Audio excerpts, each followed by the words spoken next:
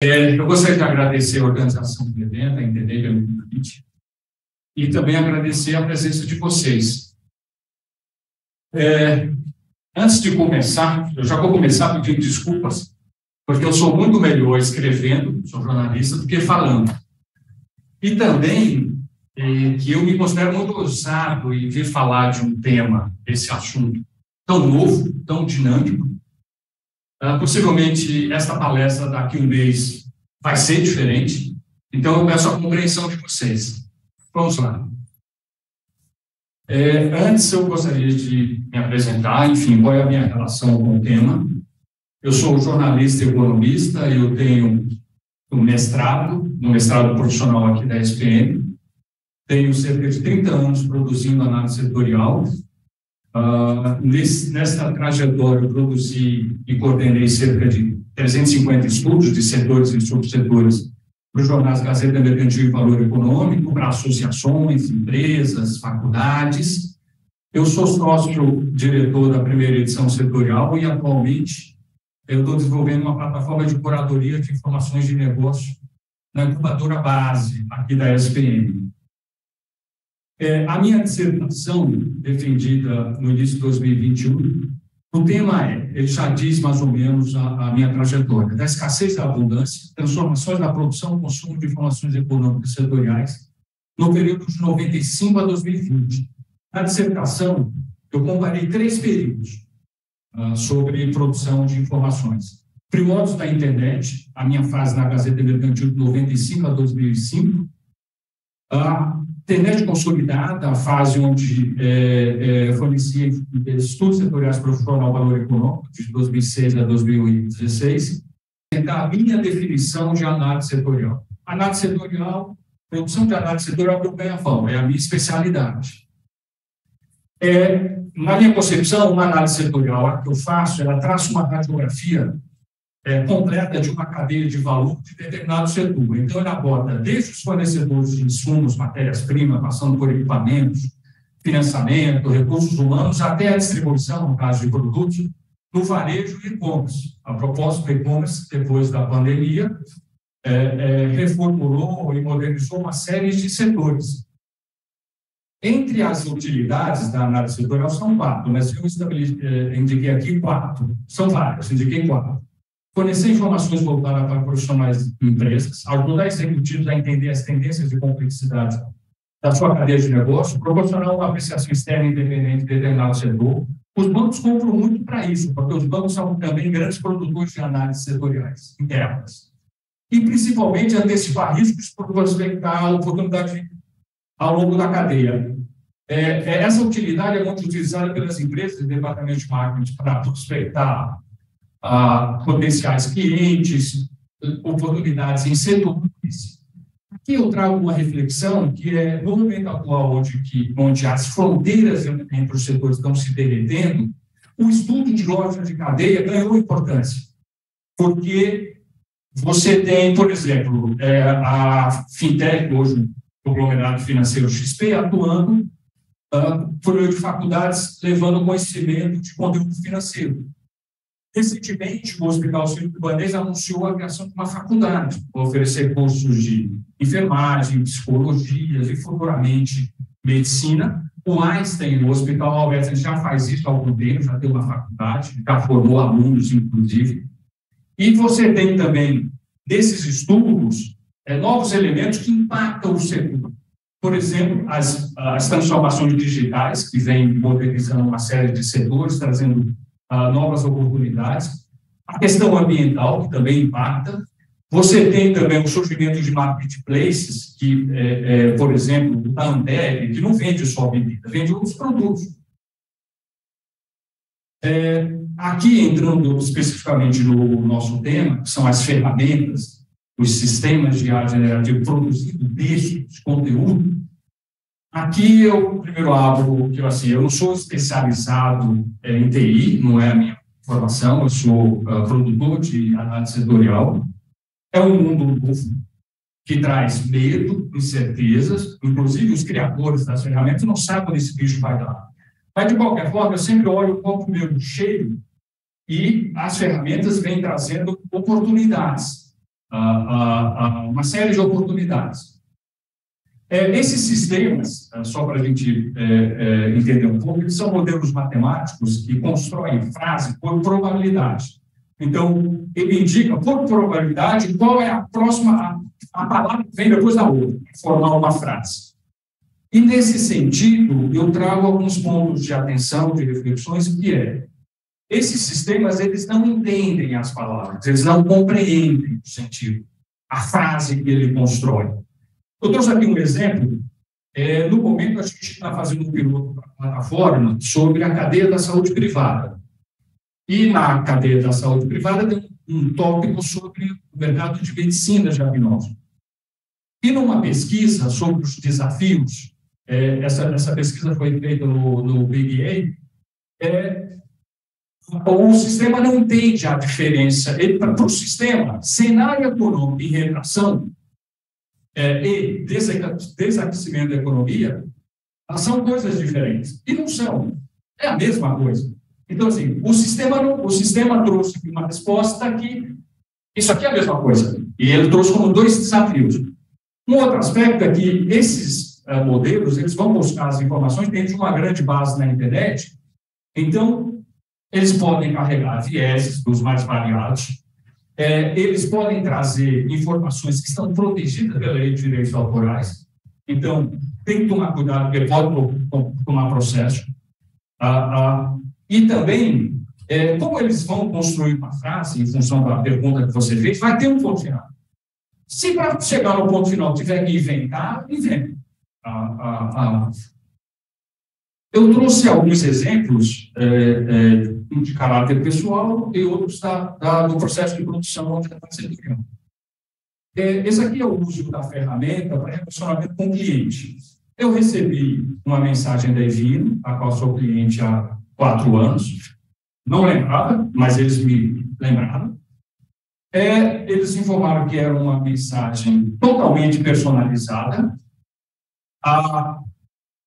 Na mensagem, indicaram como meu vinho favorito o Dom Simon, mas não era o meu vinho favorito. Mensalmente, eu compro unidades desse vinho, mas o vinho favorito é da minha esposa. Se ele falasse o que eu mais adquiro, ok. Esta é a palavra que tem que ser usada, não favorito. Então, o sentido é o. A Evino até pediu a minha compreensão caso a ferramenta tenha errado. Só que em informações de negócio não tem essa de pedir compreensão, não pode ter. Se eu lanço um relatório onde já no cabeçalho eu digo que aí pode ter erro, então o leitor pode falar, então não me mande esse relatório. Não faz sentido. Claro, é errado humano. Mas de antemão eu não posso estar falando que ele é. Tem erros aí, se vira. Entrando mais especificamente no uso da ferramenta em análise setorial, eu fiz um exercício no chat GPT sobre... antes eu confesso que essas ferramentas, pelo menos no início, indicavam que elas iam aprender com seus inputs. Você ia, ao fazer suas demandas, você ensinar a ferramenta a trabalhar. E fazer análise setorial, a minha metodologia é o meu ganha-pão. Então, eu falei, eu não vou colocar meu ganha-pão na ferramenta. Então, eu trouxe aqui alguns exercícios de aspectos que entram numa análise setorial. Por exemplo, o tamanho do mercado. Eu, normalmente, trabalho sempre, não dou só o tamanho do mercado, eu dou evolução, com séries históricas. É assim que eu aponto, de onde vem para onde vai. Na primeira resposta, em 3 parágrafos, cerca de 100 palavras, a ferramenta me trouxe um número, mas só que é 1 ano. Com essa informação, não faço nada. Refinei, aí agora sim veio o número, 34 bilhões. Só que tem um problema, qual é a fonte dessa informação? E uma informação sem fonte, sem referência, ela não serve para nada. Ela perde credibilidade. Vou tentar de novo. E aí, na terceira tentativa, não veio o número. E veio, recomendo verificar fontes confiáveis, como relatórios de pesquisa de mercado, publicações especializadas, órgãos governamentais, para obter dados atualizados sobre o faturamento desse setor. Opa, isso foi confortante, porque é justamente isso que eu faço. Eu vou nas fontes relevantes, vou buscar em cada uma delas, a informação. Aqui ainda no ChatGPT, eu fiz pesquisas com outros setores e vinha, grosso modo, não tem informações específicas. Uma outra pesquisa do segmento de filtros industriais, eu fiz essa pesquisa porque no ano passado eu fiz um estudo com uma associação de preço-mercado. E aí eu fiz essa pesquisa pelo Big 8. E comparativamente ao ChatGPT, o Big 8 traz os caminhos. Para mim isso é importante porque eu vou ver o perfil da fonte. Como a fonte trabalhou com informação. E aí tem, desculpe, mas não consegui encontrar informações precisas sobre o setor de filtros industriais. E quando você vê o dado, é uma estimativa de $1 bilhão de dólares que movimenta o mercado, só que quando você entra na fonte de informações, Biofiltrando é um portal, uma revista relevante do setor, uma revista que entende esse setor. Quando você entra na matéria, é uma informação, uma estimativa que foi divulgada em 2007, ou seja, há 6 anos, isso já não tem mais aderência à realidade atual. E também, quando traz outras informações, aqui traz dados e fontes muito distantes da pergunta. Tem uma matéria, por exemplo, sobre panificação e confeitarias. Aqui uma outra pergunta do Big 8, também um outro aspecto que entra nas análises, que é estudo de concorrência. Aqui, eu perguntei quais são as empresas líderes, mostrando a participação de mercado. Aí a resposta veio com base num indicador que não é muito usado em termos de negócio para avaliar a participação de mercado. Veio com base em estudos científicos aprovados. E um outro aspecto é que trouxe entre as fontes, não fontes originais, mas portais de internet e o Wikipedia. O Wikipedia é uma fonte aberta, onde as pessoas intervêm, então não é uma fonte neutra. Eu, particularmente, não uso nas minhas análises.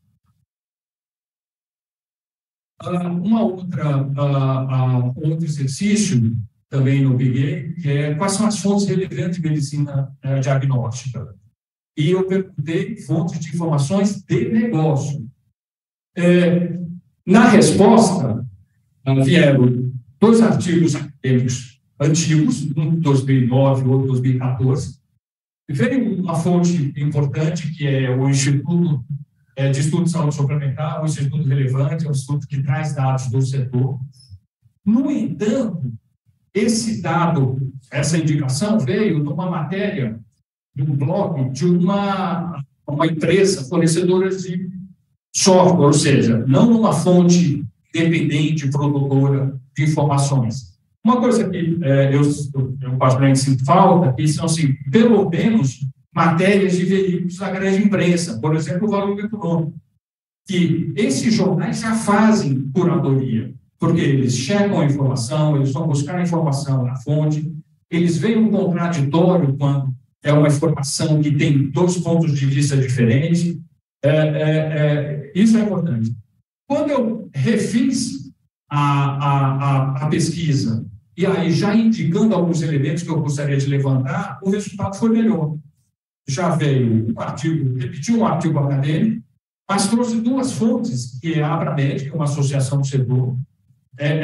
As associações são fontes relevantes do setor, e também dados da Agência Nacional de Saúde Suplementar, que é uma agência governamental, que também traz dados relevantes.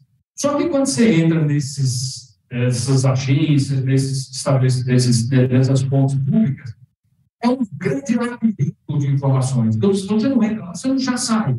É meio um trabalho de prisioneiro chinês. Você tem que ir abrindo, ir cursando. O dado não está assim, só entrar lá e fazer.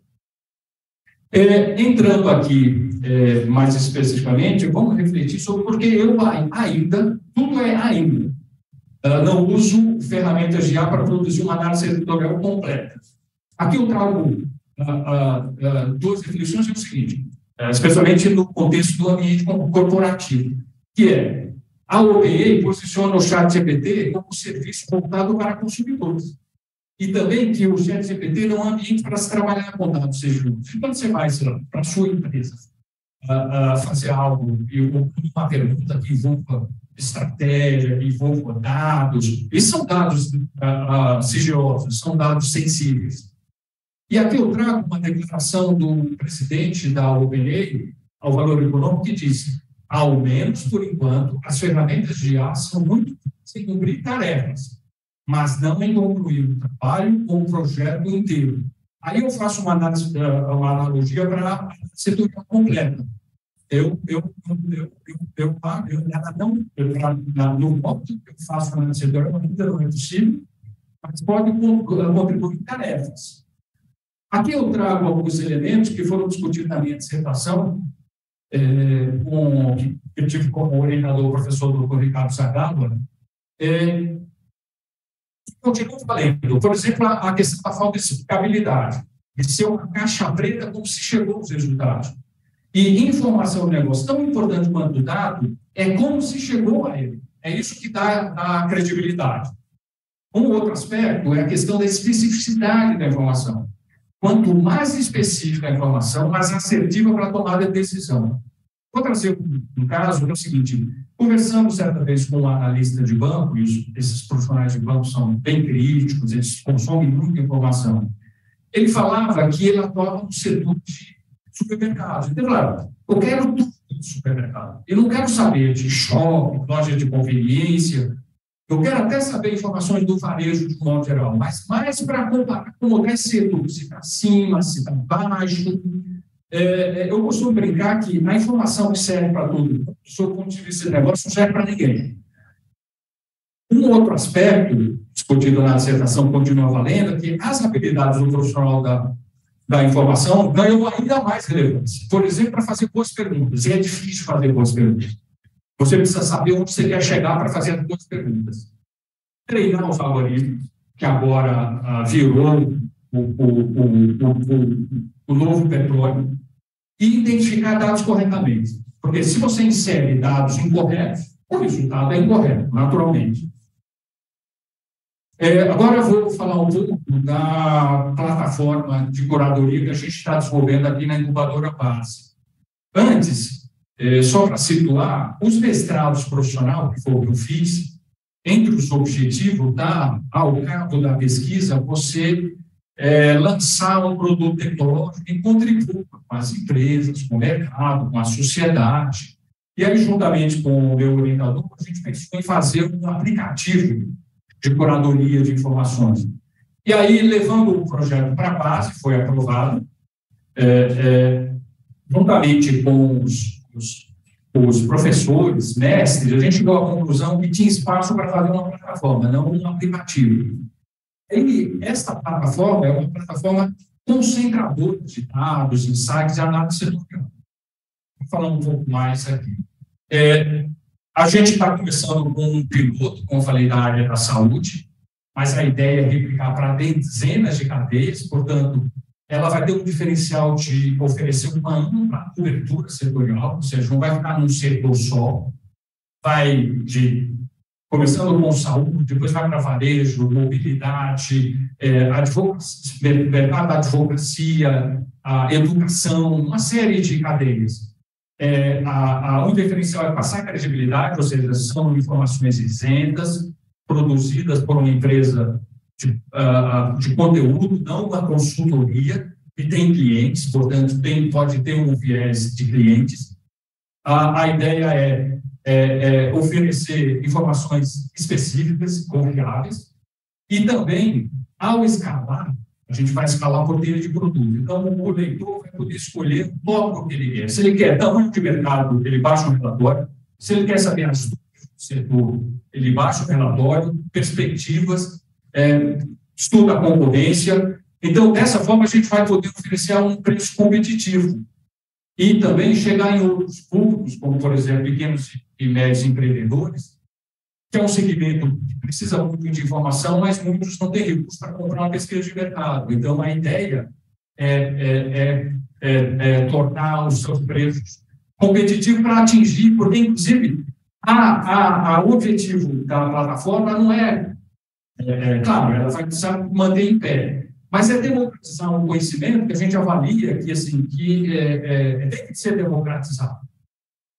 A plataforma, o nosso conteúdo é uma linguagem jornalística, ou seja, de fácil entendimento para todos os públicos, desde estudante a CEO.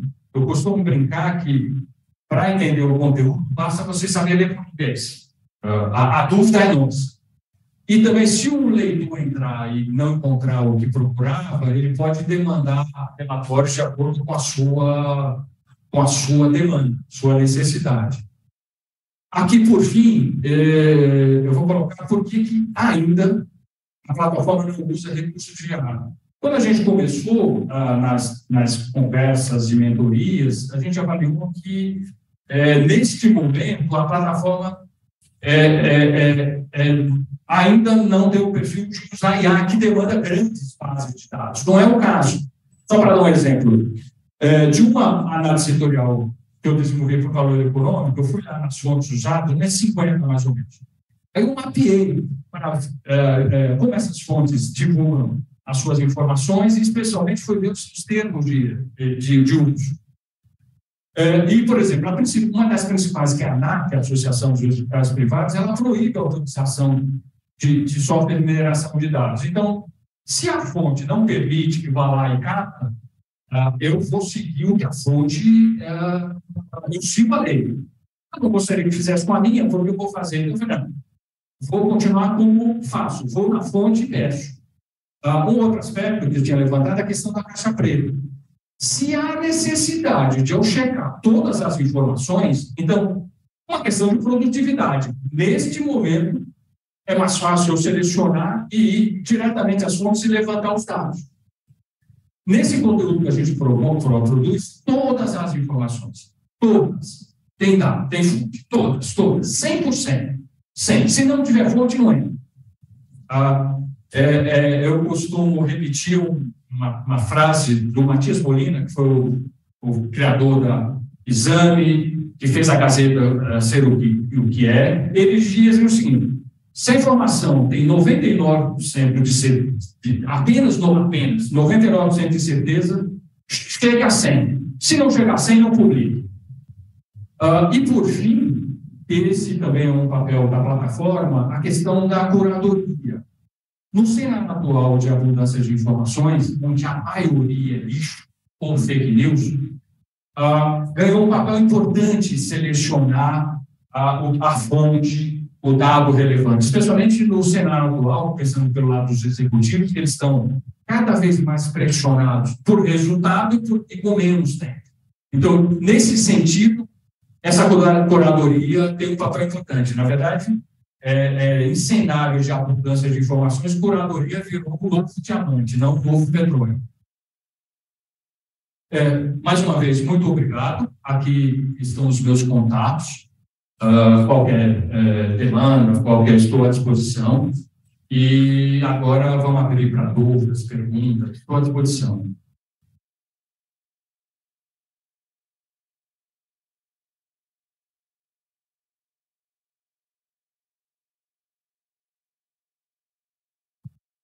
Bom dia. Apesar de eu trabalhar com desde inovação, só que algumas startups que estão começando a ficar forte com essa parte de inteligência artificial também. Ainda principalmente utilizando as soluções já prontas em causa. O organizador tem sentido lá, principalmente trabalhando na área de educação e também jurídica, que para trabalhos que demandem processamento de 4 minutos, essas ferramentas elas têm certa dificuldade de se fazer um trabalho no final da pesquisa. Claro, é muito mais indicado, talvez, você utilizar algoritmos de machine learning, soluções que para ter um pouquinho mais de trabalho para fazer pesquisa. Em compensação, quando você está trabalhando com texto, os resultados eles são, quando treinados, quando orientados para a missão, excepcionais. Como eu não conheço muito do negócio de vocês, eu queria entender um pouco de vocês. Onde é em que parte do processo do trabalho de vocês, de atividade, de conhecimento, que não é capturar dado, processar dados, fazer conexão dos dados entre espaço que é onde tem a maior dificuldade de vocês utilizarem essas soluções de tecnologia. Porque ele não vai conseguir te ajudar muito ainda no momento que as tecnologias existem. Nossa, excelente pergunta. Qual é o seu nome? Luiz. Excelente pergunta, Luiz, porque dá para a gente aprofundar a questão da análise setorial e da metodologia. Então, é o seguinte, a análise setorial, especialmente nesse formato que a gente trabalha, que ela é ampla e ela pega várias cadeias, e pensando em termos de Brasil, a gente tem um problema que é a questão dos dados, a questão da produção de dados. Você está nos Estados Unidos,